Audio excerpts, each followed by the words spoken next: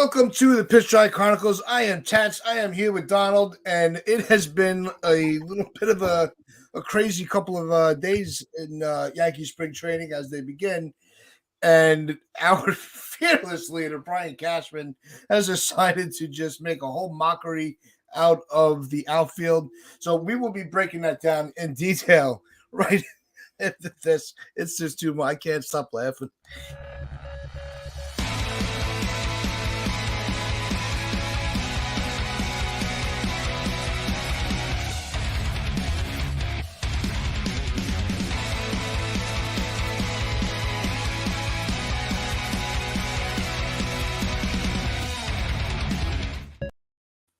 So, could you imagine a world where after everything that happened with Aaron Judge, with the all the way back to with arbitration, everything with becoming a free agent, getting him signed to play right field, and on opening day, he's announced as the left fielder. Is this the biggest joke? I mean, seriously, they expect us to take this seriously? Once again, Brian Cashman does something ever-loving stupid. But it's all just a cover for his own failings as a general manager. This is him, man. He is the only general manager of any sport which would look at a guy who's the best in the league at that position and go, well, let's try him out somewhere else just to cover up the fact that I couldn't get someone, in this instance, left field. The Yankees don't have a left fielder because Brian Cashman couldn't make a deal for a left fielder. It's that simple. There's no other narrative. I don't need any other spin machine to come out telling us, oh, well, there's reasons why. There's no excuse. Bring in a left fielder. Trade for a left fielder. Sign a left fielder. Go and get Jurickson Profar for $8 million per year. Something like that. I don't care how you do it. Just go and do it. Bring in a left fielder. But no, the Yankees are the smartest people in the room. So they're like, well, why don't we use Aaron Judge as a pawn for my incompetence as a general manager? I'll move him across just to cover for the fact they couldn't bring in a left fielder. That is so stupid. There is no excuse for it. The fact Aaron Boone's peddled it means that he's just a puppet for Brian Cashman, because Brian Cashman has done an abysmal job for the last couple of years now. And I said it in the last podcast, he has done an abysmal job. Absolutely abysmal. And he's done it again. And this is so stupid. If I were Aaron Judge, I'd be laughing at Brian Cashman because he's so incompetent. He really is. Incompetence. Incompetence, people. Incompetence. Yeah. And first off, what's going on, Mazza, FJ, LI? Welcome to the chat. And here's what's getting. I think that LI here is onto something. And he says, we don't need Profar. We can give it to Florial. That's a good day. I'm with Li on this one. I think Florial needs as many reps as possible if we're going to see what he's going to be. I really think so. So why are we wasting time where we know we have a Gold Glove right fielder that we just signed to a major contract? Why are we bouncing them all over the outfield? It's not like they're going to. I really hope they're not serious about utilizing him in multiple positions. We saw center field once in a while. It did work for them last year. So it's not that he's stuck to one position. I think he's a very versatile athlete. But also, that's what I'm talking about. Like, listen, they're doing the same thing with DJ LeMahieu. DJ LeMahieu is arguably our best defensive infielder. He can play a range of positions, right? But he's definitely a Gold Glove second baseman, just like Aaron Judge is a Gold Glove caliber right fielder. But only Brian Cashman, in his infinite wisdom, then goes, well, actually, I don't really have a position for LeMahieu, so LeMahieu's just going to play everywhere. We'll figure it out later. One day he's going to play third, another day second, blah, blah, blah. Don't really have a position for you. Aaron Judge, you know what? Just go play all around the outfield. Why are you turning your best players into utility dudes? That just doesn't make sense to me, man. Like, honestly, it isn't that hard. And I'm not – and L.I. Yankee King, yeah, man, listen, I know that Profar isn't a game changer, but my point is at least it's a left fielder, right? He is infinitely a better option than trying Aaron Judge out over there, maybe playing Aaron Hicks at left field. I'm just talking about getting in a stopgap left fielder until the trade deadline. Considering Brian Cashman is so incompetent, he can't make a single move for a left fielder, and he's had all offseason to do it. If it came to a crunch where the Yankees were at the max at their salary cap threshold, luxury tax threshold, if it came to that point, then why did they take on IKF's option? Well, there was no need to do that in that case. Because we have a million infielders, we have a million shortstops coming through. There was not really any real reason to bring back IKF, other than once again to float Brian Cashman's narrative that he's always right. If it came to that crunch where the Yankees had the choice between I need to go and sign a left fielder in free agency or I pick up IKF's option, you pick up a left fielder because it's a much more valuable position. It's just honestly, I'm just so sick of it. I'm sick of the incompetence. I'm sick of the arrogance. That's what I said last week, man. Like, I've still not forgiven Brian Cashman for blaming the Yankee fans for the fact they got swept against the Astros. So, like, now he's coming up with another stupid idea. Let's try Aaron Judge out as a utility outfielder just because I can't bring in a left fielder. Stupid. No, and I want to give a shout out to our friend Luca in the chat today, because in the chances he's had, he's been less than impressive. I believe he's referring to Florial here. And the chances he's had, he's been less than impressive. He has speed, and we know that, but he has not been a consistent hitter.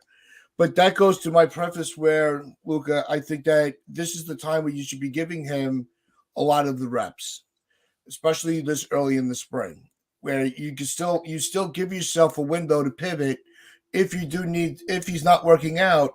Okay, now I'm going to stab myself. It pains me to say, then if Florial's not working out, then maybe you give more reps to Hicks and get him ready for opening day. But I'd rather have Hicks in left field than Judge. I mean, listen, I think Florial is a quadruple A player. Yeah. I think he's slightly better than triple A level. I just don't think he's good enough for the majors. We have seen from Florial that when he makes contact is generally decent, and he plays a very nice outfield. He's very smooth. He's got a nice first step. He's rangy out there. I like him, but listen, he has struck out, I believe, like 33% of his at-bats, something like that. He's in that range. FJ, Florial struck out at 33% in the minors. I don't think he can work that out in the majors. Yeah, because it's only going to go up. So, listen, I'm not all the way on board with the Florial idea. I think I do trust the Yankees in that regard, that maybe he's just not up to that level. I think in short spurts, he's totally fine. But, I think we need an actual option at left field, like a major league caliber left fielder, and that certainly is not Aaron Hicks. I don't think the everyday left fielder that will be consistent and win over the fan base is not on this roster right now. I don't see it. Things can change. The spring could surprise a lot of people. I think that's what makes spring training a little bit more appealing than just exhibition games. It's seeing who's gonna redeem themselves, who's gonna fall off a little bit, and who's gonna wow the hell out of us. I think that's what's fun for me about spring training. And I have been a push. I've made a push for Florial for a lot of years. I really have. I've defended him a lot. But it's come to the realization, as much as I want to see him get the reps, because as long as he's in the system, I want him to be. I think he's earned a chance to show everybody if he's grown at all. He might have taken that leap where everything is starting to click. We won't know unless we see it. He never got consistent at bats. He would have one good game and then he would sit for 4, and they expect him to keep his rhythm. That's not how this game works. Some nice comments here. Do you want to pull them up, Tats? So we want some Spence, respectfully. I'm with Luca, Bobby. I think Florial has been given the chance.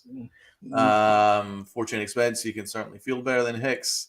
Luca, you can definitely work him out in spring training, but I'm not betting on him being the starter. Agree. I don't think Cashman likes him that much anyway. He tends to make things pretty clear in that regard. Fortune Express has an idea of using Ortega or Calhoun can make the club and play left field. I mean, Which are two players that Rob brought up in the last show. There's a range of options, all of which are better than moving Aaron Judge to the left side of the outfield. That just doesn't make sense to me. And I really hope that this is just them spouting nonsense. But I think what I'm worried about is Brian Cashman has floated this idea deliberately. He's clearly leaked this idea deliberately, floating it in order to see how it flies. Because again, he wants to, again, as I'm saying, cover up for his own feelings as a general manager. So if he can paint it, the fact that this was the idea all along, or we're going to make it kind of a fluid situation where maybe you'll see a little bit of Ozzie in left, a little bit of Hicks in left, hey, maybe an even bit of Stanton, bit of Judge. We'll just see it. Just the way that he's doing this, he's leaked this deliberately in order to make it look like this was the grandmaster plan. But really, it hasn't. He's come up with this in the last minute going, well, we don't really actually have any options in left field, and we don't have one. So let's just go and float the idea that it's kind of a fluid thing, and this is my grand plan all along. It's not a grand plan. It's actually quite a stupid plan. Yeah, and LI is still trying to push for Cashman as a bottom 5 GM. I don't know. I wouldn't go that far. I think he slipped into the middle of the pack. I don't think he's one of the grand GMs in the game. I think there are GMs that have been more effective, even in a short amount of time. He's been here for forever and ever. That's why his middle name is Steinbrenner. So, yeah, I mean, I don't know how to rank it because it's very hard to rank general managers. A whole generation. Let me finish. Yep. It's very hard to look at each resume of every general manager because they all have different situations to work within. They all have like different limits and what they can spend or all that stuff. So the only way that you can judge Brian Cashman is in terms of success and championships and how smart he was in spending money. I don't think he's been particularly smart with his spending. We always seem to reach a threshold, and we always seem to be 2 or 3 positions short every single year, and that has never been the only time that hasn't been the case was in 2009. Basically, every single year we get to a point where he's maxed out his budget, and we're still 3 or 4 positions which we desperately need to fix before we can consider ourselves champions, and that's a misuse of funds. So that's one thing. So yeah, I think if you characterize him in the list of general managers that have a lot of money to spend, he's quite low. But if you look at it in the general sense, well, yeah, okay, we're competitive every single year. And then you think, well, that makes him pretty high. I don't rate him particularly highly right now. I think he's actually killing his resume over the last 3-4 years because like 99% of his moves have failed.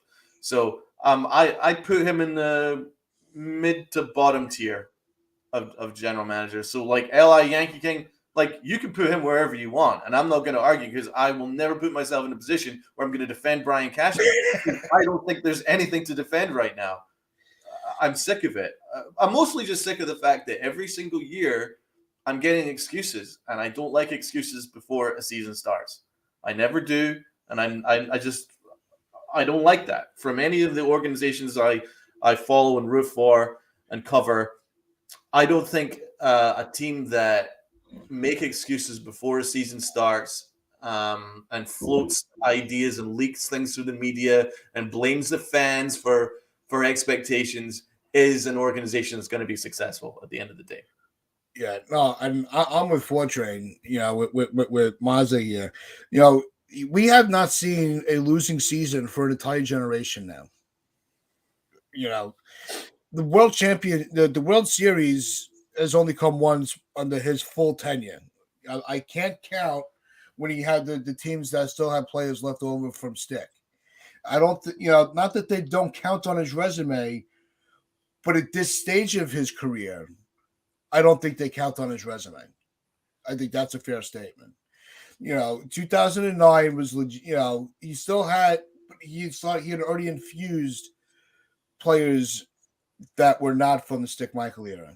He brought in Sabathia. He brought back Pettit. Burnett, Teixeira.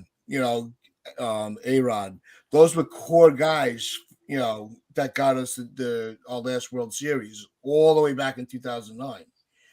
But from 2009 to now, yeah, I would put him in the lower rankings of a GM. But as a fan of a team, not just the players that he acquires or gives up, as a fan of the uniform, at least I know that my team is going to be contending every year, and it's just going to be there's always that. Well, it's going to click. We're just losing our patience of when it's going to click. Doesn't it just feel like this is the same conversation we've been having ever since we started this podcast? Yes, for the last 3 years. There's been 3 things that we have been a constant about. Yeah. The mishandling of starting pitching. Yeah. Brian Cashman's status and his tenure. And Aaron Boone.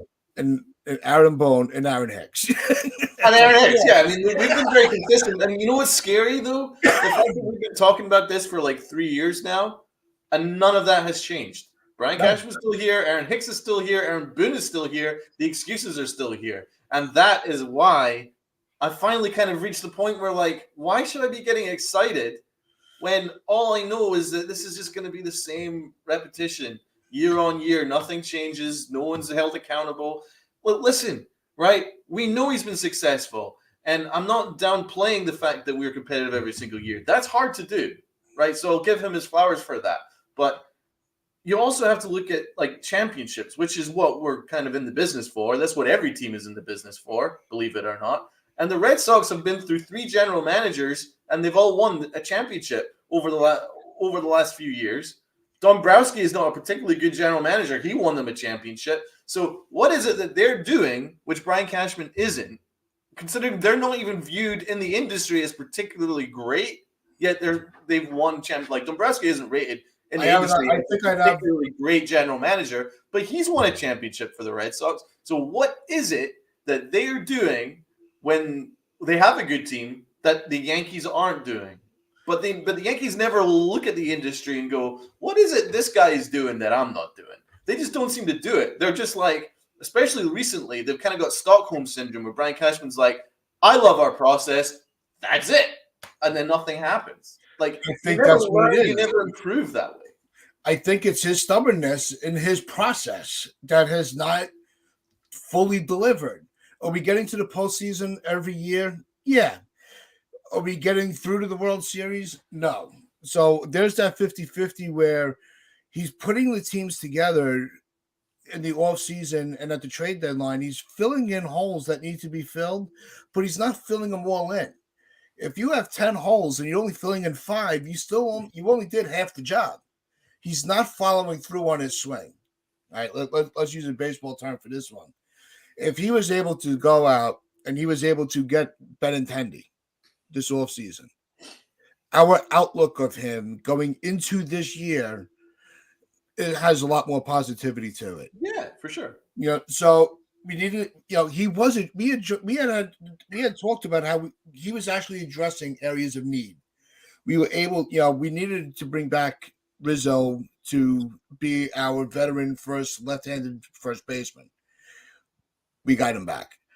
We needed to make sure that we didn't lose Aaron Judge, who's the face of the franchise. Mm-hmm. He made that happen. We needed bullpen depth. He added Canley. We're getting a lot of our bullpen back healthy this year. We needed starting pitching depth. He signed Rondon. It sucks that Montas ended Rodon. Up. That's Rodon. You know what I'll whatever.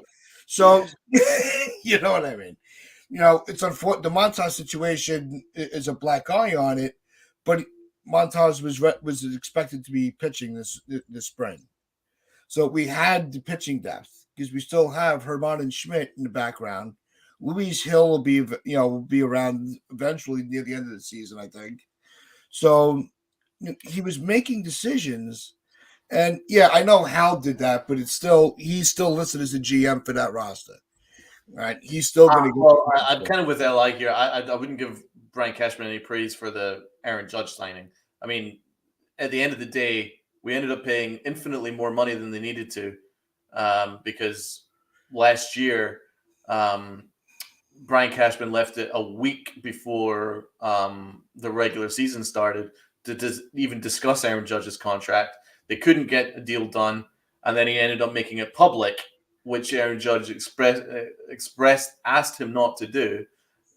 So then Aaron Judge was offended and he felt embarrassed the fact that Brian Cashman tried to undermine him in public. So yeah, Aaron Judge ended up playing hardball with him, and then basically kind of refused to negotiate with Brian Cashman. So Hal Steinbrenner had to save the Yankees and ensure that Aaron Judge came back. So let's not give Brian Cashman the credit for it. And to be fair, Brian Cashman didn't even seek the credit for it. At the press conference, he's like, "Yeah, well, I think we've got Hal Steinbrenner to thank for it." So even he knew that he had nothing to do with the Aaron Judge situation. In fact, as you know, when the John Heyman tweet leaked out, that he's going to San Francisco, Brian Cashman was none the wiser as to where Aaron Judge was, Aaron Judge's thinking was, anything. He had no idea what was going on. Hal Steinbrenner had to get on the phone at 3:30 in the morning going, what the hell is going on here? And so I'm sorry, I'm not giving Brian Cashman the credit for Aaron Judge. No, I see your point, but what I'm trying to say, he's going to get the credit overall from the outside looking in. We all know all the fine print on it. We know who made the deals. But when you're looking from the outside in, you see him as the GM and all these players coming back. And to your point, to LI's point, to everybody that, that's really had shade on Cashman, when he came back, when they officially signed him, that's kind of when everything stalled out. Yes, because they maxed out their luxury tax limit. I think they had a little bit more money to bring in Rodon, but that was it. FJ, to be honest, I'm not sure Cashman wanted the Yankees to re-sign Judge. I'm kind of with you on that, FJ. I think that Cashman would have loved the idea of being flexible with that $35 million per or whatever it was. Yeah. And I was starting to get to a point earlier with the team and why Cashman has not been able to fit. Why the Yankees? Let's not because Hal's to blame too because I don't think he fully was opening the checkbook until recently. The reason that other GMs have been able to get over get past us is the one faction that they have been consistent at is trusting the youth. We all hold back our players because we want to manipulate the service time. We don't want to bring them up. We want to keep them. We want to. Cashman hugs his prospects, and he hugs them so closely that by the time that he lets go, there's no life left to him. Rather than letting them just play their game. Let's bring up Fortune Express's last comment. It's all right. Cashman and Howe were not in agreement on the Judge deal. Well, then that's what I heard. I mean, I think that Howe was all in on bringing back Aaron Judge, and I think Brian Cashman was like, yeah, but I think he was less enthused about it. Yeah, I think Howe saw the reason and made sure that happened. I think that was a Yankee business decision. I think they overrid Cashman on that. We don't trust, like FJ is even saying here, we don't trust our youth. We hug the prospects. We got to stop doing that. Why not just let, Florial or even, if you want to go with somebody a little fresher, Ortega. Let them play left field. Give them a shot. You have the Astros that were, on the cusp of being one of the best teams in the decade. Okay? Let's not sugarcoat it. They beat the shit out of us for a decade, almost a decade now. They had Carlos Correa, right? Rather than sign it, they just let him walk. And they brought up Jeremy Pena. What did he do? He pretty much helped them to, he was a rookie of the year to the World Series.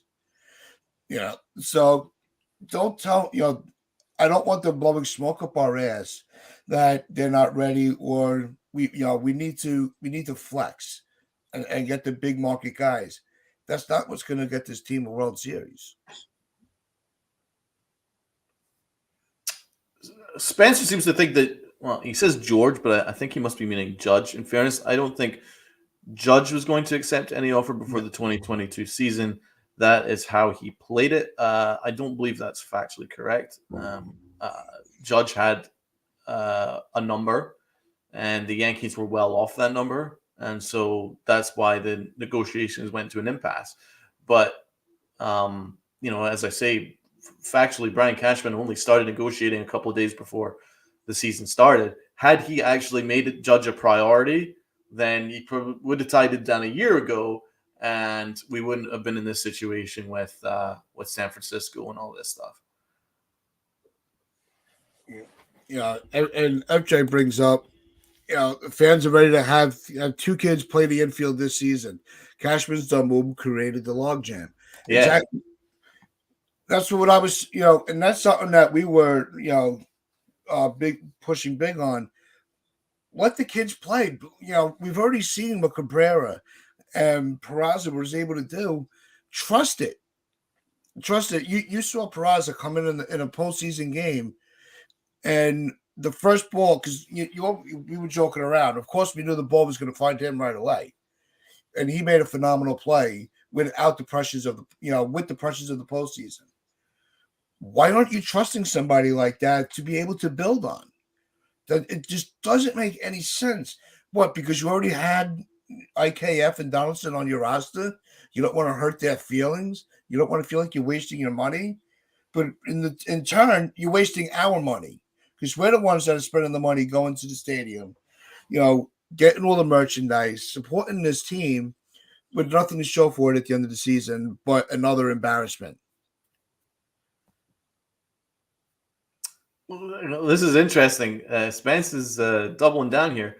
Bring up Led's comment.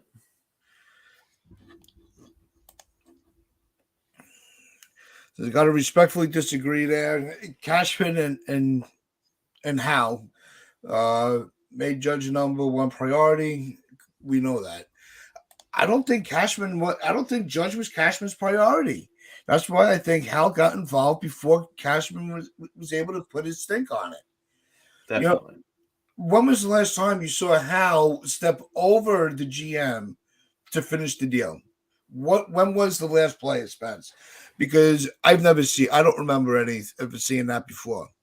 He has always given the keys to Cashman and says, here's what you're allowed to spend. Divvy it up how you see fit. For Hal to get involved, Hal had to be like, he's going to screw this whole thing up and make us look like idiots, and I can't allow that. And then goes and then signs him to a contract. Yeah. I think that's what's frustrating. That's where Hal's on my bad side. You had the window to move on from him as a GM. Yes. And you let it slip between your fingers, and then bring in two assistants for him that could do the job better than Hal. Brian Cash. Yeah, exactly, man. You've nailed it in one right there. It just doesn't make sense to me. Why would you give him a 4-year deal when he screwed up the Aaron Judge negotiations so badly that he had to jump in and save them? Plus, he's not actually working in simpatico with Hal because, I don't think that he was his priority. If Cashman was completely and utterly all in on Aaron Judge, do you think that he would have tried to basically say, this is our final offer, go and test it in free agency? No, he would never do that. Because I just looked back to 2009, right? CC Sabathia was his prize free agent that he desperately wanted. He went to his house. He threw everything. He brought in every ex-Yankee. He moved heaven and earth to make sure that CC Sabathia ended up a Yankee, right? He just wanted him badly, right? So he got him. So when Brian Cashman really wants something, he tends to get them. And so I really don't think that I've obviously, I think he obviously appreciates Aaron Judge and all that stuff. But I think that Aaron Judge called his bluff. I think Brian Cashman tried to play hardball. He tried to win a negotiation, which he's always likes to do, and his bluff was called. And Aaron Judge ended up testing free agency, and it cost a ton more money to tie down Aaron Judge than it needed to if Brian Cashman just um, made him more of a priority the previous offseason. There's really no excuse that it went this far. And I think that money has now been eaten into our budget now, and we don't have the budget now for a left fielder. But again, that's due to the fact that Brian Cashman hasn't traded Aaron Hicks' contract, Josh Donaldson's contract, IKF's contract. There's a ton of things that he could have done in order to bring in a left fielder he's not done. Yeah, and he's feeling the pressure of the contracts that he's already committed to. And to Maz's point, we need to get rid of the guys who are dead spots. Example of Hicks, Donaldson. I'll even put IKF in that boat. Even though if you're going to cut those salaries, let's just say they just pay them to go away. Just release them. All right, you got to give them the money. It is what it is. You already have players that can come up and fill those positions that are not high salaries. You're talking about maybe $1 million on these minor league players, and that's on the high end. These guys are not making a ton of money. So that gives you a window where this year you still, for those three players, you're probably spending, $2.5 to $3 million between Ortega, Cabrera, and Peraza. Put them in those positions of shortstop, left field, and third base. Fortune Express, I have to agree with it. It was Hal who got the job done, the Judge deal done. He called at 3:30 in the morning and asked him if he wanted to be a Yankee and how much it would take to get it done. Yeah, I mean, I give Hal credit for that. But Tats is spot on with the fact that he then had to go and give him a 4-year deal, despite all his feelings as a general manager. That's hard to sell, man. But then to then bring in two assistants who are arguably better at their job than Brian Cashman is, again, it's a weird look. Yeah. And I don't think that. I mean, it's very early days, but I just don't know how this relationship is gonna work. I don't know. Like, I hope it works. I really do. And that's the sad part, because we all know, we've all come to the acceptance, or not. We don't accept it. We've come to the realization that this is going to be Cashman's job until he decides that he's retiring. Yep. He's just going to keep getting a contract until he's like, you know what? I've done all I could. I'm out. His ego will never allow that. He'll be doing press conferences in a wheelchair before he steps away from this. Yeah. That is facts. Okay, so maybe we should try and be positive. We could try. Moving on to left field, we have Anthony Volpe. He finally, we got to see Volpe yesterday. He's in the building. He looks really happy and he's excited. He looks in good shape. And Volpe was asked about like the possibility of being the next Derek Jeter, and I loved his answer. He's like, "No, there's only one Derek Jeter. We're never gonna get another Derek." Why do they got to do that shit? Yeah, I know. Oh my god! Stop with these comparisons to past players. I know. Just let Volpe be Volpe, please. But I'm glad that Volpe answered it in the right way. He's like, Derek Jeter is like my hero, and there's only gonna be one Derek Jeter. And so, but just, I really hope that we as fans and the media let Volpe be Volpe. The dude isn't going to be Derek Jeter, but he's going to be a good player. Just let him develop. We don't even know if he's going to be excited for our shortstop situation. Sorry, Ted. No, we don't even know if he's going to be the starting shortstop. He might be the second baseman. We don't even know what position they're going to have him start at.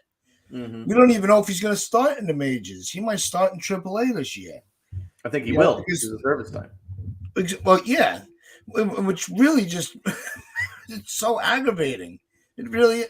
This is why we haven't been able to make the push, even as early in the season. Those games matter. You know, when you have to make an impact right out of the gate, it's like, as often as we do these shows, when with me, you, Rob, right? If I'm starting the show and you're not here yet, right? I'm in the middle of a discussion. When you come in, you have a viable top talking point, but it takes you a minute to catch up with the rest of the conversation. It's the same thing with any job. It takes you if they're coming in a month into the season, they're already a month behind what everybody else has done, and they got to try to catch up. Well, I mean, to be honest, I don't think Peraza or Ozzy Cabrera struggled when they were called up later in the season. No, it took them a minute to get their rhythm. That's what I'm. It's more the rhythm of it, not just talent. They have the talent. Well, I mean, I think they kind of balled The out. camaraderie in the locker room, all that comes into play. No, I'm sure there's aspects to that for sure. But let's not forget they're not going to be just sitting around doing nothing. They will be developing in AAA. I don't necessarily have a trouble with Volpe spending time in AAA because he's not been AAA that long. So listen, if he gets a bit more reps there, I mean, I don't know if that's going to necessarily be a bad thing, but I think our starting shortstop needs to be Peraza. I think Peraza is a wonderful shortstop, very smooth. I love his range. He's got a great arm. He just looks very comfortable out there, and offensively, he looked really good in the short sample size. I'm excited by him. I just hope the Yankees don't try and again be the smartest people in the room and go, well, to be honest, I traded for IKF, and I need IKF to prove me right. So IKF's the starting shortstop, which is again another Brian Cashman thing. So a lot of it circles back to our general manager, whose ego is more important than the product on the field. But I would like to see Peraza be the starting shortstop. I think Volpe could play short, or he could play second. Maybe that's what Mazda just third. said. I don't know, but I'd like LeMahieu to play third if Gleyber Torres isn't traded. Again, it's just the infield right now is kind of such a hodgepodge. Like it's a little bit imbalanced, and the left field situation's up in the air. I really hope that over the next few weeks, all of this kind of clears up. It definitely needs to iron itself out because there are so many variables of what could happen. It's making it hard to really focus on this is one issue that needs to be addressed. We've got 5 or 6 issues that need to be addressed. Between the 5th rotation spot, is it going to be Schmidt or Herman? That's something that that's a question. Left field, third base, shortstop, second base, the catcher. I think the catcher position's fine. I wasn't expecting anything from Roy Vet. It doesn't exist anyway. We don't even know what he looks like. Our imagination. I think he's a figment of our imagination. But we could get more detailed into that later on in the week. FJ, how long would we have had to wait to see if Jeter, if Tony Fernandez hadn't broken his elbow? Well, luckily Brian Cashman wasn't the general manager back then, and so we were always going to see Jeter very, very quickly. He was always a prized possession. If Brian Cashman was in charge, oh boy, we would have never seen him. He would have been traded. Actually, no, because you don't trade his prospects. He holds on to them until they have no value. Yeah, he would have sat him on the bench, and then he would have tried Derek Jeter out in the outfield. It'll all iron it. I believe everything is going to iron itself out. But we're gonna bow out on the show right now. We will be back on Thursday at 10 a.m. So make sure you check us out and come back. We appreciate everybody. FJ, Spencer, Mazza, Li, you guys are all stars. Lots of great convos. A lot of Luca, thanks Luca for stopping by. But we just want to tell everybody, like, share, comment, subscribe, check us out, follow us on social media, and as always, wear your pinstripes with pride and play hard.